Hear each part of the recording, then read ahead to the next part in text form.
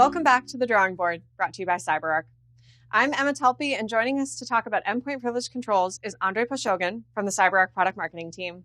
Thank you, Emma. Glad to be here. So let me ask you this question. Why is it that while companies spend more and more on all kinds of security products, the number of successful breaches also goes up? Well, clearly, something's got to be missing from the equation. You're spot on.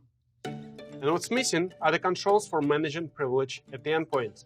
Without those controls, your security efforts basically end. Because once a user has successfully gained privileges on a machine, they can access any data, install any software, and have enough power to tamper with any applications deployed on their machines. Of course, attackers keep creating problems. But at this point, even a legitimate unsuspecting user could accidentally cause an issue. Or they could be misled into performing a malicious action by an attacker without even realizing this. And that includes tampering with existing endpoint security. Yep. Basically, one moment you have all of your shields up, and the next, no shields at all. A surprise to be sure, but not a welcome one. The best practice is no regular user should have local admin rights. The potential risks are just too great. But in reality, quite a few organizations still allow this. But why?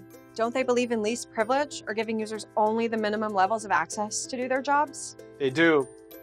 But it's not easy being InfoSec. The road to least privilege requires balance. Yes, you need to remove local admin rights, but you also must ensure that businesses remain nimble. So some organizations choose convenience, keeping local admin rights in place. Easier, but full of risk. And frankly, security professionals sometimes dread these projects because they know end users are worried about any changes that could be barriers to productivity and can be very vocal about it. But what if I told you that you can remove local admin rights while improving the user experience? Emma and I are going to highlight 5 steps to achieve this balance. Number 1, remove local admin rights. This is the single most effective best practice for the endpoint security. Experts recommend tackling it before taking on any other security project. I know. We just said this was hard to do, but not if you rely on the right tools. Look for capabilities that allow you to remove local admin rights instantly and replace them with auto elevation and discovery policies. That way, you'll gain immediate security benefits, but users won't feel like they're impacted in any way. And that takes us to number 2, enforce least privilege. You need the ability to set policies for granting or denying permissions on an application level. Look for application control tool that allows you to create conditional and comprehensive policies for every user group, from HR to DevOps.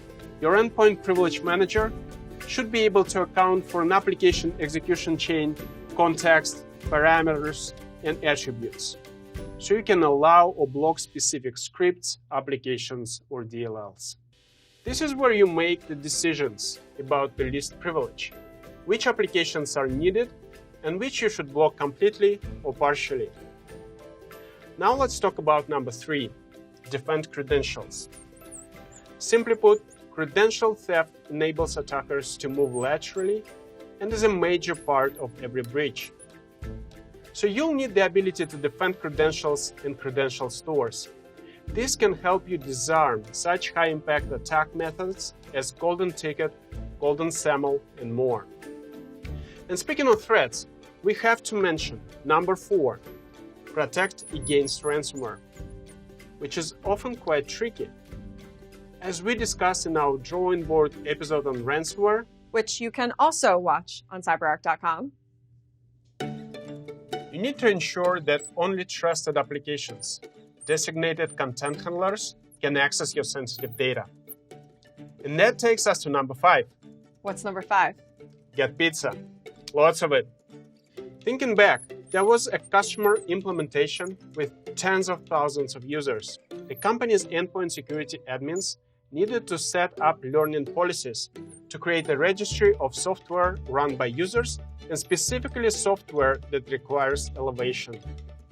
On a Sunday, they called in everyone from IT, ordered a ton of pizzas, and they sat down to go through the list, set policies to run applications normally, elevate them, or block them. They also identified the content handlers that are allowed to access the data, and then they removed local admin rights. Any complaints from users? Nada. Nothing. Zero.